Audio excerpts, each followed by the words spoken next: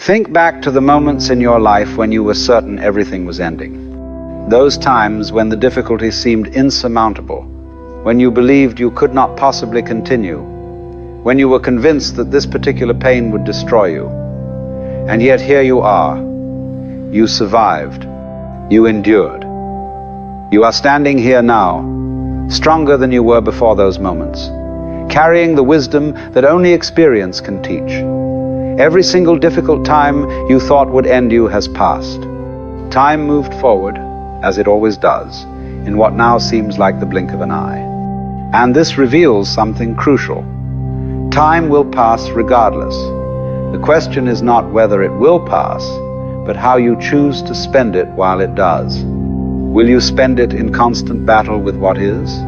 Or will you recognize that this too shall pass, just as everything before it has passed? The most extraordinary thing about human suffering is that the vast majority of it never actually happens. We torture ourselves endlessly with scenarios that exist only in imagination, with futures that never arrive, with catastrophes that never materialize. As the Roman philosopher Seneca observed, we suffer more often in imagination than in reality. And if you examine your own experience honestly, you will find this to be absolutely true. Right now, in this present moment, ask yourself, what is actually wrong? Not what might go wrong tomorrow. Not what went wrong yesterday. Not what could potentially happen next week or next year. Right now, in this breath, in this second, what is the actual problem? More often than not, you will find that the present moment itself is quite bearable. The suffering exists almost entirely in thought, in the mind's ceaseless commentary about what is happening, rather than in what is actually happening. This is the peculiar trap of human consciousness.